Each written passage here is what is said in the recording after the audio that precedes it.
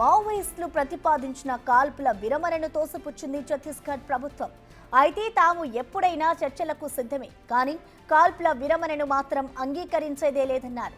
తాము గతంలోనే చర్చలకు ఆహ్వానించామని, కానీ మావోయిస్టులు తమ మాటలను పెడచెవిన పెట్టారని, ఇప్పుడు కండిషన్స్ పెడుతూ చర్చలకు ఆహ్వానించడంలో అర్థం లేదన్నారు ఆ రాష్ట్ర డిప్యూటీ సీఎం విజయ్ శర్మ. इसमें उन्होंने लिखा है कि मैंने पिछली बार कहा था कि हम बात करना चाहते हैं, मैं आज भी कहता हूं बात करना चाहते हैं, लेकिन बात करना चाहते हैं मैं ये कह रहा हूं, इसका क्या अर्थ होता है? आप जो 100 कंडिका लगाकर कहेंगे बात करने, ऐसे थोड़ी बात होती है। बात करना है तो किया जाए, भेजा जाए, भाई किससे बात करनी बताएं, क्या बात करनी है वो बताएं, बात करेंगे। लेकिन इसका कतई अर्थ ये नहीं है कि सरकार कहीं रुकने वाली है, आर्म फोर्सेस कहीं रुकने वाले हैं, इसका कतई अर्थ ये नहीं है।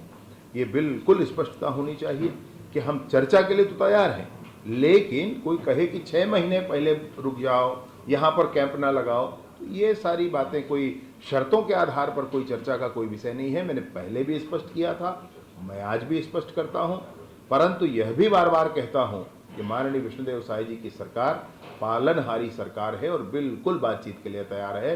लोकतंत्र पर विश्वास हो, नागरिकों की स्वतंत्रता पर विश्वास हो, माओवाद जैसा चीन में था उस तरीके से लोगों को पराधीन बनाकर रखने की प्रक्रिया पर हमको कतई विश्वास नहीं है। हम बिल्कुल उसको पूरा नहीं होने देंगे और बस्तर के गांव-गांव तक विकास पहुंचे, यह सरकार की प्रतिबद्धता है और इसके लिए कोई भी चीज आड़े आएगी तो पूरी दृढ़ता के साथ, पूरी कठोरता के साथ निपटा जाएगा। ఇక రేపటి నుంచి కేంద్ర హోంమంత్రి అమిత్ షా ఛత్తీస్గఢ్లో పర్యటించనున్నారు. ఈ పర్యటనకు ముందే మావోయిస్టులు చర్చలకు సిద్ధమంటూ ప్రతిపాదన చేశారు. ఆపరేషన్ కగార్ పేరుతో 15 నెలల్లో 400 మందిని మట్టుబెట్టారని మావోయిస్ట్ కేంద్ర కమిటీ అధికార ప్రతినిధి అభయ్ పేరుతో ఓ లేఖ రిలీజ్ అయింది. అందులోని తాము శాంతి చర్చలకు ఎప్పుడైనా సిద్ధమే అంటూ తెలిపారు మావోయిస్టులు. ఈ చర్చల కోసం సానుకూల వాతావరణాన్ని ఏర్పాటు చేయాలని ప్రతిపాదించారు.